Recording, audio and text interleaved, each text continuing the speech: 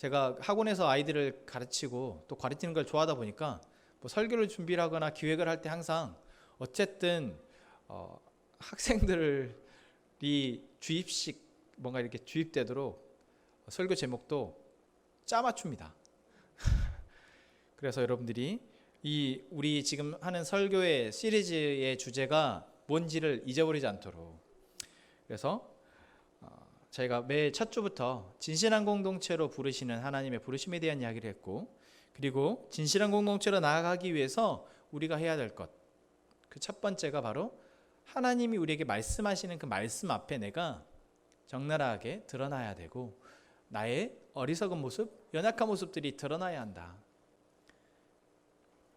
그리고 이제 우리는 그 말씀을 통해서 우리 안에 영적인 조금씩 성장이 이루어질 때 우리가 이제 진실한 공동체로 나아갈 수 있다라는 겁니다. 사실 지난주까지는 어떻게 보면 공동체에 대한 이야기가 아니었습니다. 한 개인에 대한 이야기였죠. 여러분, 우리가 모여있으니까, 교회로 모여있으니까 우리가 교회지, 공동체지라고 생각하지만 사실 그렇지 않습니다. 우리 한 개인이 하나님 앞에 진실하지 못하고, 하나님의 말씀 앞에 진실하지 못하고, 하나님의 말씀으로 우리가 조금씩 나의 삶을 건드려지지 못하면 사실 우리는 공동체를 할 수 없습니다. 네. 그래서 우리가 지난주까지는 이제 우리가 공동체가 되기 위해서 무엇에 먼저 우리가 진실해야 되는지 이야기를 나누었고요. 오늘 이제 우리는 진실한 공동체로 세워져 간다라는 이야기를 하려 합니다.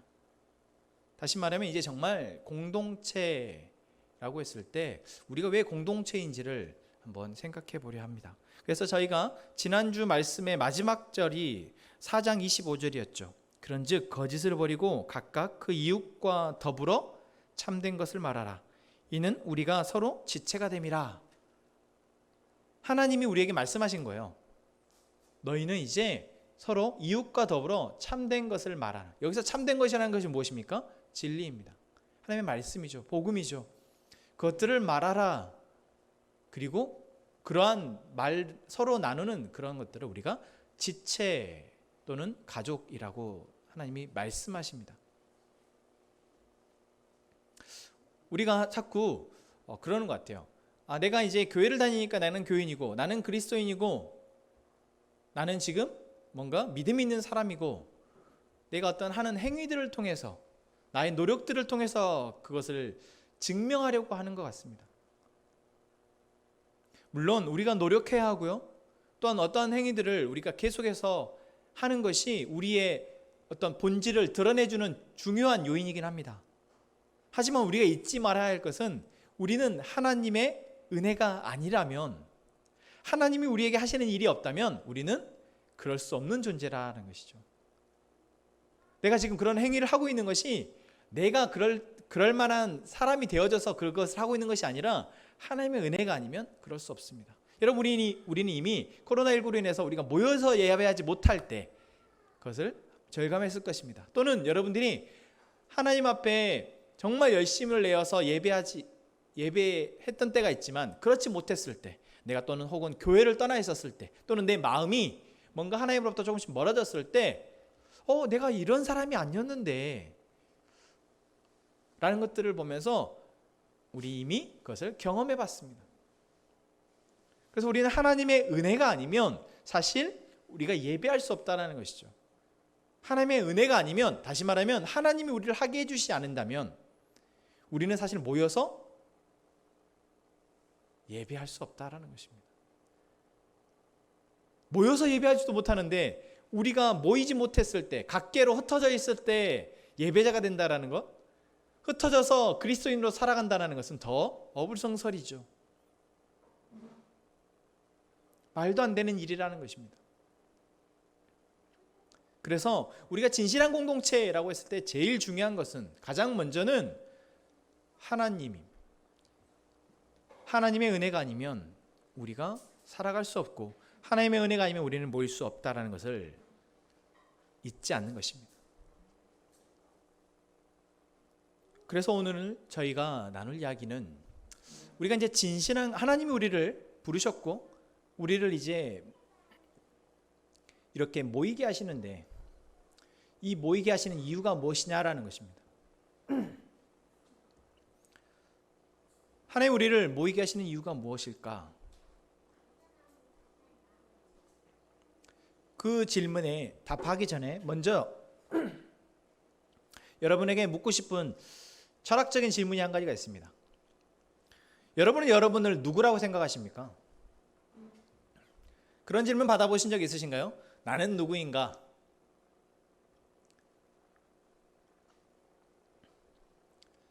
여러분들이 만약 나는 누구인가? 라는 질문에 답을 해야 한다면 여러분은 뭐라고 답을 하시겠습니까? 여러분은 여러분을 누구라고 생각하시나요?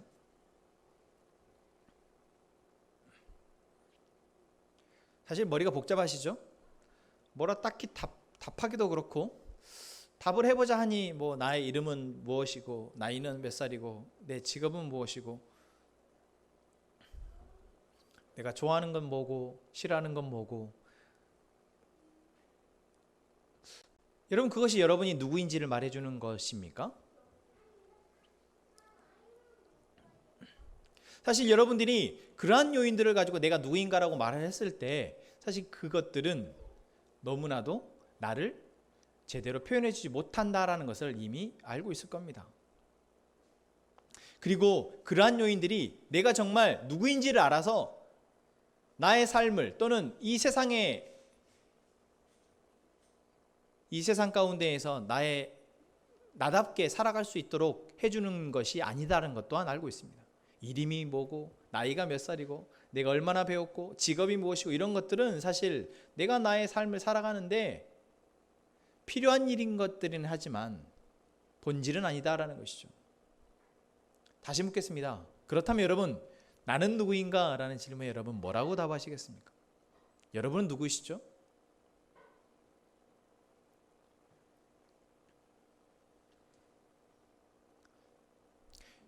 이거를 초등학교 시간에 우리가 배우기로는 자아 정체성이라고 말합니다. 우리가 정체성이 그 나이대에 건강하게 형성되어진 사람들은 시간이 지나서 어른이 되어지고 자기가 사회 구성원으로서 역할을 할 때 잘 할 수 있다라고 말을 하죠. 다시 말하면 직업이 무엇이고 나이가 몇 살이고 어느 집에 살고 있고 내가 가진 것이 얼마이고 이것이 아니라 내가 누구인지를 바로 알아서 흔들리지 않고 세상을 살아갈 수 있게 되는 사람이 잘 사는 사람이라는 것입니다. 그래서 이 질문은 정말 중요합니다. 여러분은 누구십니까?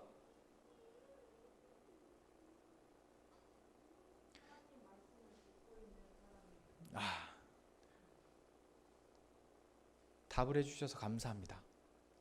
여러분들이 내가 누구냐라고 그랬을 때 답을 할 수 있다는 것은 사실 그 답이 어떤 답이냐가 아니라 정말 중요합니다. 지금 이 순간에 나에 대해서 뭐라고 답을 내릴 수 있다는 것이죠.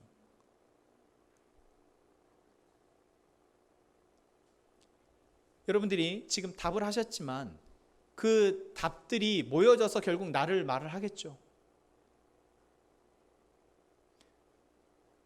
그러나 정말 하나님이 우리로에게 약속하시고 우리로 살게 하실 그 삶을 살기 위해서 하나님이 우리에게 듣고 싶은 답이 있을 겁니다. 그 답은 무엇입니까? 바로 우리는 하나님의 사람, 하나님의 사랑받는 사람이다 라는 것입니다.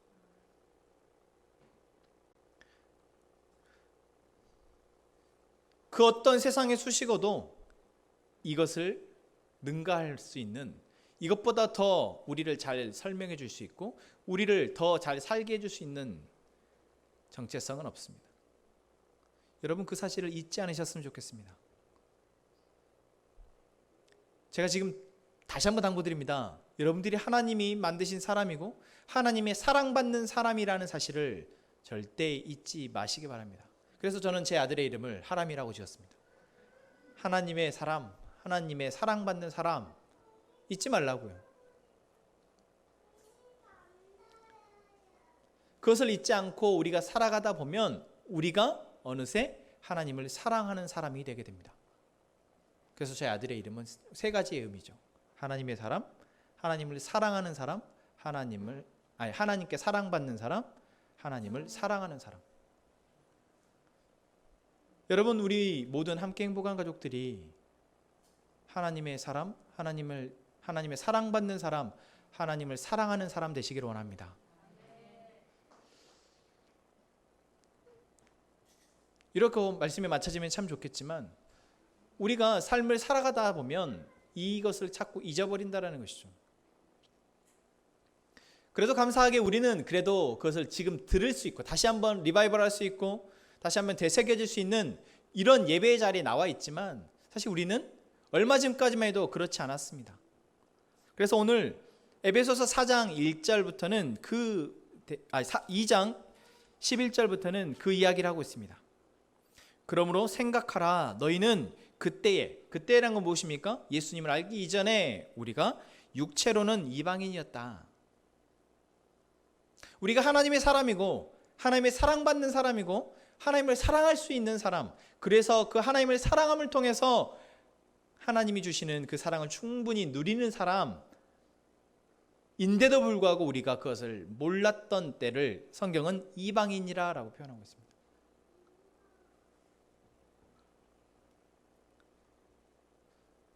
이 에베소서의 말씀을 처음 들었던 사람은 바로 에베소에 살고 있는 성도들이었습니다. 그들은 유대인이 아닌 이방인들이었죠. 그렇기 때문에 이들에게 이 이방인이라는 말은 맞아, 우린 이방인이었지, 더 실감할 것입니다. 여러분, 이 자리에 지금 예배한다고 우리가 앉아있지만 우리가 잊지 말아야 할 것이 있습니다. 우리도 이방인이었다라는 것입니다. 우리가 하나님의 은혜가 아니었다면 우리가 하나님의 사람임을, 하나님이 우리를 사랑하신다는 것을, 우리가 하나님을 사랑할 수 있는 존재임을 모르고 살았을 것이라는 거죠.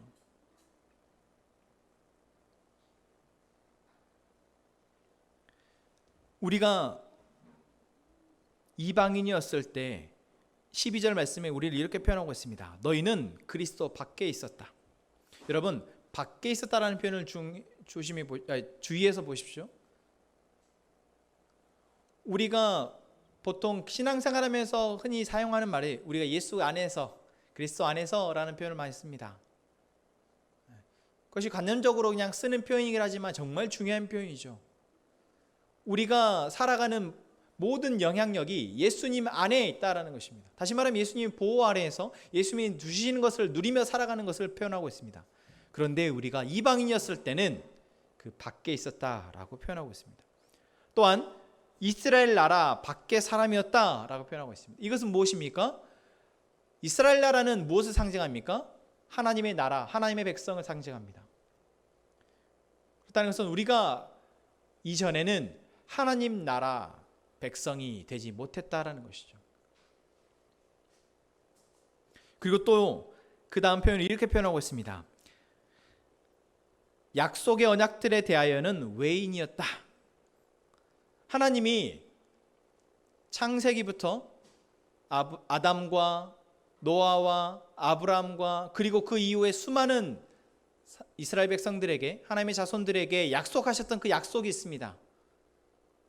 그 약속은 무엇입니까? 하나님의 복을 누리며 살 수 있게 해주겠다라는 것입니다. 그런데 우리가 이방인이었을 때는 그 약속에 해당되지 않는다라는 거예요. 다시 말하면 우리가 아무리 발버둥 쳐도, 내가 아무리 나의 생각으로, 나의 노력으로 이 세상을 행복하게 잘 살아보겠다고 발버둥 쳐도 우리는 행복해질 수 없다라는 것입니다. 여러분, 우리가 이 사실을 잊으면 안 됩니다. 우리가 근데 어느 정도 신앙생활 하다 보면 자꾸 잊게 되는 것 같습니다. 우리가 이방인이었던 때, 우리가 하나님을 몰랐을 때, 하나님의 은혜 밖에 있었을 때 우리의 모습을 잊어버리는 것 같습니다. 우리는 분명히 이방인이었고 하나님 나라 밖에 있었던 사람이며 하나님의 약속을 소유하지 못하는 사람들이었습니다. 그런데 놀랍게도 우리는 지금 이것과 반대되는 위치에 있습니다. 이제는 하나님 나라 백성이며 하나님 나라의 하나님의 자녀이며 하나님의 약속, 그 약속을 성취한 사람들입니다. 무엇 때문에 그렇게 되었습니까? 오늘 말씀은 이렇게 표현하고 있습니다. 13절입니다. 같이 한번 읽을까요? 이제는 전에 멀리 있던 너희가 그리스도 예수 안에서 그리스도의 피로 가까워졌느니라. 아멘. 우리가 또 잘 잊어버리는 게 있습니다. 우리가 이렇게 살 수 있게 된 것은 예수 그리스도의 피가 아니면, 예수 그리스도의 피 때문에 이렇게 되었다라는 것입니다. 다시 말하면 예수님이 우리를 위해 십자가에 죽으셨기 때문에, 그 십자가의 죽으심의 사건을 통해서 우리가 이러한 은혜를 누리며 살게 되었다라는 것입니다. 여러분 잊지 않으셨으면 좋겠습니다. 예수님의 십자가의 죽으심이 의미하는 바가 무엇입니까? 오늘 말씀은 그것을 표현하고 있습니다. 14절에 그는 우리의 화평이신지라 둘로 하나를 만드사 원수된 것 곧 중간에 막힌 담을 자기 육체로 하시고, 십자가에 죽으시는 그 예수님의 죽으심을 통해서 우리는 하나님과 원수되었던, 무엇 때문에요? 중간에 막힌 담, 그것이 무엇입니까? 죄입니다. 우리가 죄 때문에 하나님과 원래는 친하게 지내고 하나님으로부터 은혜를 누리고 하나님 주시는 복을 누리며 살아가야 될 존재였지만, 그것이 우리의 죄 때문에 막혀져서 우리가 고통 가운데 살게 되었는데, 예수님이 십자가에 죽으시면서 그 담을 허셨다라는 것입니다.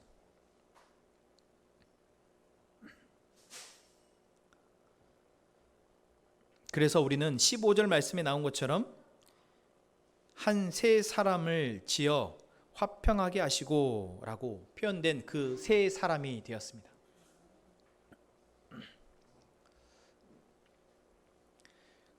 또한 15절 말씀에 나온 것처럼 법조문으로 된 계명의 율법을 폐하셨다. 우리는 이제 율법, 법조문으로 된 율법에 의해서 지배받고 그것을 지켜야지만 우리가 은혜를 누리게 되는 그러한 존재가 아니라, 예수 그리스도의 십자가의 죽으심을 믿음을 통해서 은혜를 누리게 되는 존재가 되었다라는 것입니다. 너무 다 아는 이야기라 여러분 식상하십니까? 제가 여러분 지금까지 이야기한 이야기들은 어떻게 보면 우리가 수없이 들어왔던 이야기일 것입니다. 그런데 놀랍게도 우리가 수없이 듣지만 살아가면서는 항상 잊어버린다는 것이죠.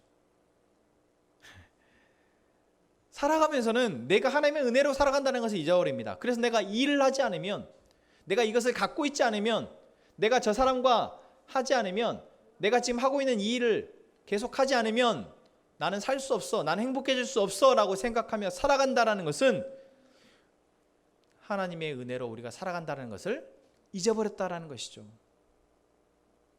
여러분 지난 한 주를 어떻게 사셨습니까?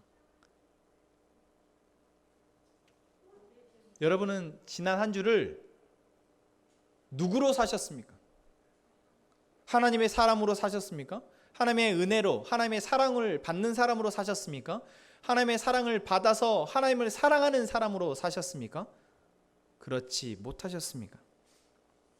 만약 여러분들이 그러지 못했다면 또 잊어버린 것이죠. 그래서 사실 식상한 것이 아니라 이것은 우리가 평생 듣고 또 들어도 또 들어야 할 복음인 것입니다. 매일 사실 듣고 매일 내가 그것을 내 안에 새겨서 그것이 나의 삶에서 드러나도록 해야 되는 복음이다라는 것입니다. 여러분 이것을 새기고 이것을 살아가게 되는 사람을 성경에서는 뭐라고 표현하고 있습니까? 하나님과 화목한 사람이라고 표현합니다. 16절이죠. 십자가로 이 둘을 한 몸으로 하나님과 화목하게 하여 하심이라. 우리는 이제 하나님과 친할 수 있다는 거예요. 그전에는 막힌 것 때문에 도저히 하나님과 소통할 수 없었던 존재인 우리가 이제는 하나님과 소통한 것은 물론이요 하나님과 화목할 수 있다라고 얘기합니다. 여러분 이건 정말 놀라운 일인 겁니다. 왜 그렇습니까? 죄가 있는 인간은 절대 죄가 없으신 하나님과 가까이 할 수 없기 때문입니다. 이것은 하나님이 우리를 사랑하지 않아서가 아니라 태생적으로 처음부터 하나님은 죄와 함께 할 수 없기 때문에 그렇습니다. 근데 그런 죄를 여전히 짓고 있는 우리가 하나님과 화목할 수 있게 되었다니요.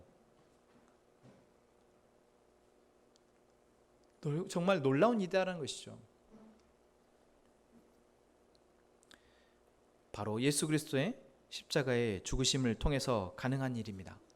여러분 잊지 않으셨으면 좋겠습니다. 자, 이제 우리가 그러한 존재가 되었습니다. 여러분이 누구시라고요? 여러분이 나는 누구인가? 라고 물었을 때 여러분 뭐라고 답하시겠습니까? 하나님의 사람, 하나님의 사랑으로 살아가는 사람, 하나님을 사랑할 수 있는 사람. 여러분 누구를 사랑한다라는 것이 사랑해야 돼 라고 해서 사랑해집니까? 여러분이 이제 함께 행복한 교회니까 정유한 목사를 사랑하십시오 그런다고 사랑해집니까? 아니 사랑하려고 마음 먹다가도 또 정유한 목사님이 이렇게 하면 사랑 안 해지고, 또 여러분 우리 옆에 있는 가족들을 사랑하십시오 라고 말했을 때 사랑하자 마음 먹다가도 꼴보기 싫은 짓을 하면 사랑하지 않는 것이 우리입니다. 다시 말하면 우리는 사랑하려고 결단하고 마음 먹어서 사랑할 수 있는 존재가 아니라는 것입니다. 하물며 하나님은요, 보이지도 않으시는 하나님을 우리가 사랑할 수 있게 된다는 것은 놀랍다라는 것이죠. 우리가 하나님과 화목하게 되어지고 하나님을 사랑할 수 있게 된다는 것은 정말 놀라운 기적과 같은 일이라는 것입니다.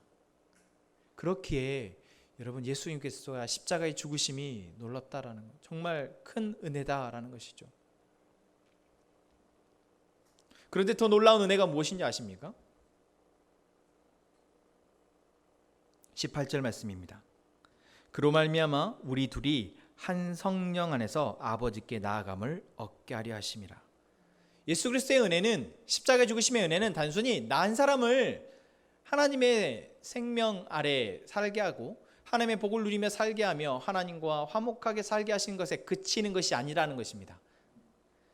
나와 함께 우리를 하나님께 나아가게 하는 그 은혜가 있다라는 것이죠.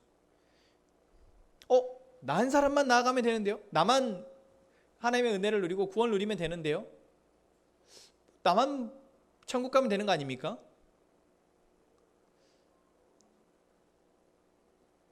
혹시 그렇게 생각하시는 분이 있을지 모르겠습니다. 그러나 한번 이것을 한번 생각해 보시죠. 여러분들이 만약 혼자라면 이 세상을 살아갈 수 있겠습니까?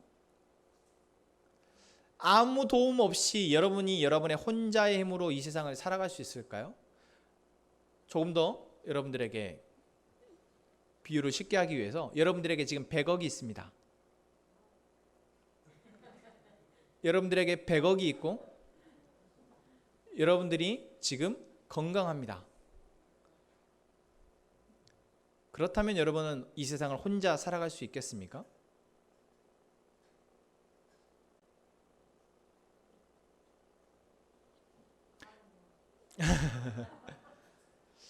어쩌면 지금 생각으로는 살아갈 수 있지 않겠어? 라고 생각할 수도 있을 수 있습니다. 하지만 정말 100억을 가지고 내가 건강한 몸으로 나의 남은 시간을 살아간다라고 했을 때 혼자 살아갈 수 있는 것이 아니구나 라고 어느 순간은 깨닫게 될 때가 분명히 올 것입니다. 여러분, 우리가 하나님의 은혜로, 예수 그리스도의 십자가의 죽으심의 은혜로 이제 하나님과 화목하게 되었지만, 우리가 정말 이 세상에 모든 것을 얻었다라고 말할 수 있을 만큼의 은혜를 얻었지만 혼자 살아갈 수 없다라는 것입니다. 여러분, 그것을 우리가 찾고 있는 것 같습니다. 그래서 하나님은 우리 둘이라고 표현한 것은 지금 이것을 바울 사도가 얘기하는 것이잖아요. 바울 사도와 그리스도, 에베소 교회 성도들을 이야기하는 것입니다. 또는 믿는 자 둘을 말하는 것입니다. 다시 말하면 우리를 말하는 것입니다. 하나님이 우리 한 사람 한 사람을 불러서 은혜로 살아가게 하시지만 우리들을 함께 하나님 앞에 나아갈 수 있도록 하셨다라는 것이죠. 그것이 무엇입니까? 바로 교회입니다. 그러니까 교회는 선택사항이 아니라 하나님이 우리에게 필수적으로 주신 것이다. 반드시. 마치 무엇처럼요? 하나님이 아담을 만드시고 하와를 만드신 것처럼요. 아담 혼자서는 하나님이 만드신 이 피조 세계가 너무나 완벽하고 아름답지만 혼자서는 살아갈 수 없었기에 하와를 만드신 것처럼 우리가 하나님의 은혜를 누리고 하나님을 믿고 살아가는 데 있어서 혼자서는 살아갈 수 없기에 우리를 함께 살아가게 하신다라는 것입니다.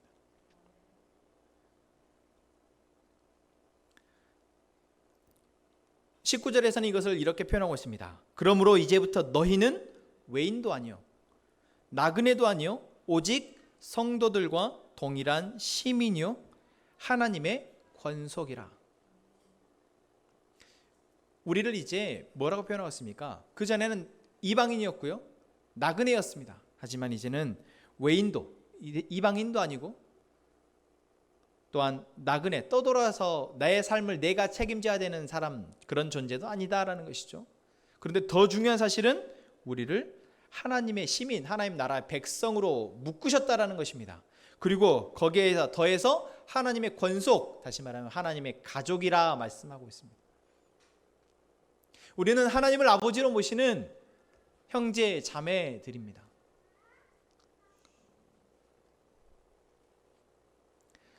코로나19로 인해서 아이들이 학교를 가지 못하고 어린이집 유치원을 가지 못하게 됐을 때 그래도 우리가 아이가 셋인 것이 감사한 게 있었습니다. 아이가 셋이니까 지들끼리 놀더라고요. 우리 예담이가 혼자인데 예담이가 혼자서 있으려면 어떻게 되냐면 엄마를 귀찮게 합니다. 아빠를 놀아달라고, 엄마를 놀아달라고. 그런데 여러 명 있으면 자기들끼리 놉니다. 그냥 아이들의 노는 것만 해도 혼자와 여러 명은 그것이 다른데, 하나님께서 우리 한 사람을 사랑하셔서 우리를 살아가게 하실 때 우리가 외롭지 않고, 또한 내가 이 관계 속에서 나의 모습이 어때야 되는지를 배우고 성장하게 하기 위해서 우리를 가족으로 묶으셨다는 것이죠.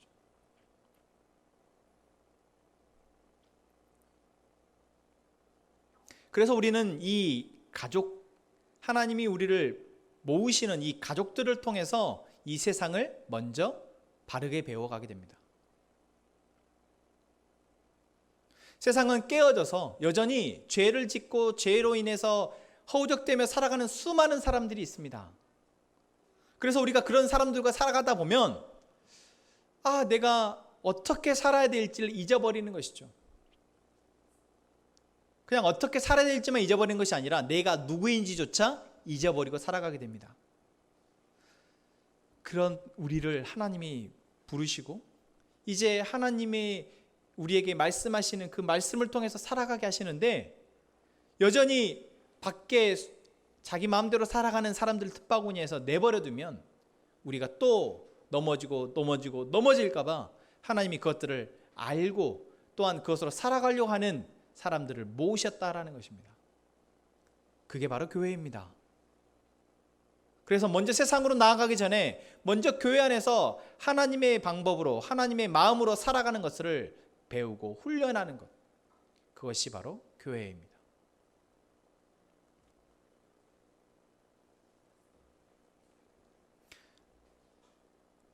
물론 잘 되지 않습니다. 여러분들에게 제가 처음 질문 드렸던 여러분에게 가족은 어떤 의미입니까? 라고 물었죠. 여러분들이 가족하면 어떤 이미지가 떠오르십니까? 나 가족은 정말 지겨워. 내 가족은 너무 힘들어.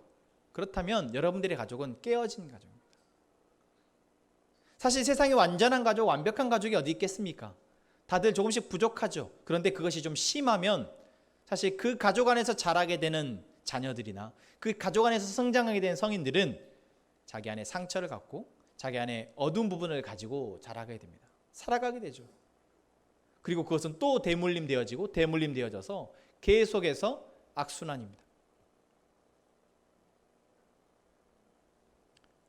제대로 된 부모, 제대로라는 표현을 수정하겠습니다.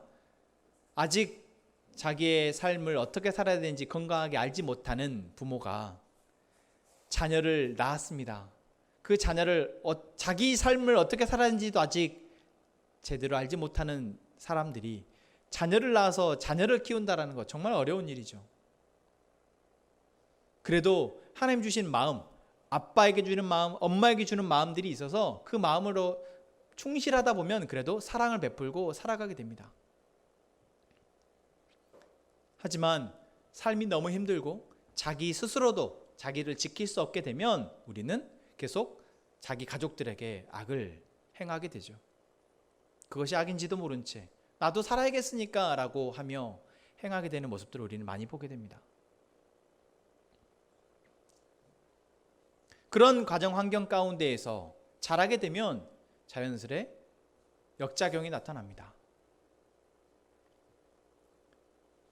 그러나 반대로 건강한 공동체, 건강한 가족, 그래도 자기 삶을 어떻게 살아야 되는지, 또한 어떻게 누군가를, 다른 사람을 사랑해야 되는지를 아는 부모 아래에서 자라게 되면 비록 그 가족 또한 여러 시행착오와 어려움들이 있겠지만 그래도 조금 더 건강하게 자랄 수 있게 된다는 것이죠. 그렇게 건강하게 자란 사람은 또 자기의 몫을 해야 되는 사회 구성원이 됐을 때 자기의 몫을 하게 됩니다.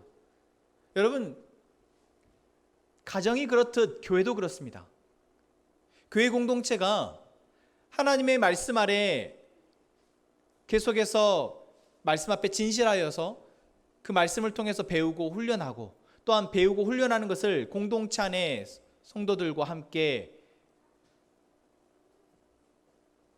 먼저 훈련하고 또한 먼저 가르쳐주고 배우고 하는 가족의 모습, 건강한 가족의 모습을 교회가 갖고 있다면 그 교회 안에서 우리는 세상을 어떻게 살아야 될지, 또한 세상을 가운데에서 하나님의 나라를 어떻게 구현할지를 우리는 배우고 훈련하게 되었기 때문에 이제 세상 가운데에서 살아가게 됩니다.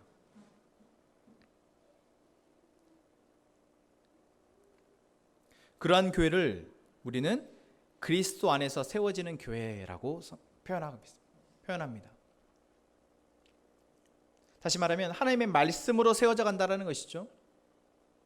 여러분, 함께 행복한 교회는 진실한 공동체를 지향합니다. 그 진실한 공동체를 지향한다는 것의 의미는 무엇입니까?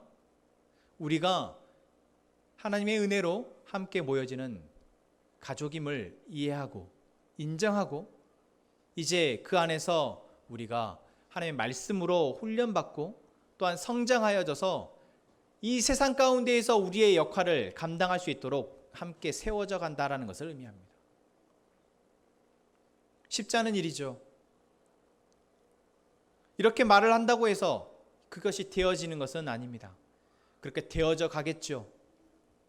지난주에도 말했지만 그 본질을 잃지 않고 우리가 교회가 계속 되어진다는 것은 기적과 같은 일일지도 모릅니다. 다시 표현하면 하나님의 은혜가 아니면 그렇게 되어질 수 없습니다.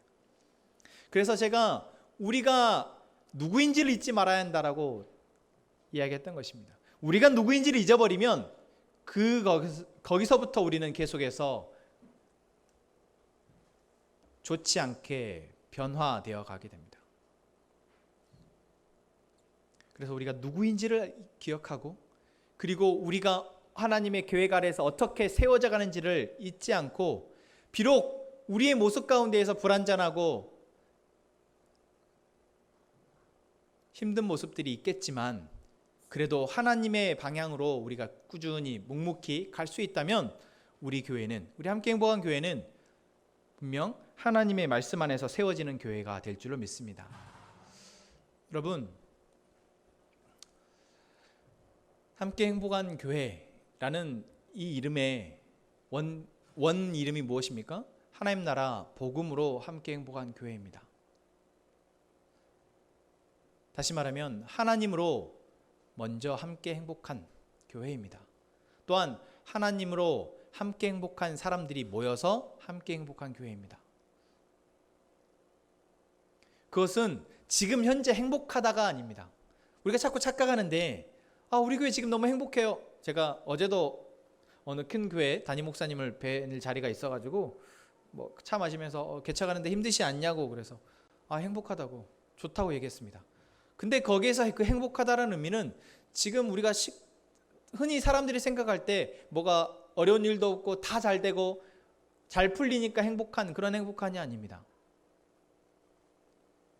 제가 행복하다고 말하고 정말 그것이 진심임을 제가 스스로 고백할 수 있는 것은 하나님이 우리 교회 가운데 또는 저의 삶 가운데에서 행하고 있는 일을 제가 보고 있기 때문입니다. 여러분, 우리 함께 행복한 교회가 뭐 교회 이름만 그렇지 안 행복해, 그렇게 느껴진다면 여러분, 우리가 지금 내가 혹시 하나님이 나의 삶의 주인심을 잊지 않았는지, 내가 하나님의 사람이고 하나님의 사랑으로 살아가는 존재이며 하나님을 사랑할 수 있는 존재임을 잊지 않았는지를 먼저 돌아보셨으면 좋겠습니다. 그리고 또한 그 하나님의 은혜가 부족하고 연약한 죄 많은 우리들을 하나로 모으셨다라는 것을, 그래서 우리가 그렇게 하나님의 말씀으로 조금씩 세워져 간다라는 것을 잊지 않았는지 생각해 보셨으면 좋겠습니다.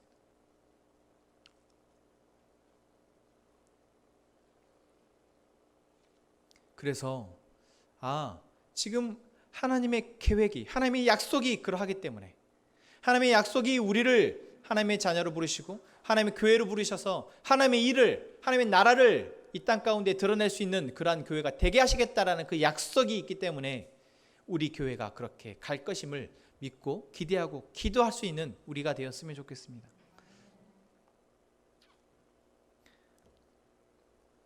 우리 21절, 22절의 말씀을 함께 읽고 이 말씀이 우리 교회의 모습이 되기를 소망하면서 우리 함께 기도하며 나아가겠습니다.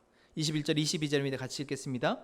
그의 안에서 건물마도 서로 연결하여 주 안에서 성전이 되어가고 너희도 성령 안에서 하나님이 거하실 처소가 되게 하여 그리스도 예수 안에서 함께 지어져 가느니라. 아멘. 함께 행복한 교회가 우리 모두가 그렇게 되기를 소망합니다. 우리 함께 찬양합시다.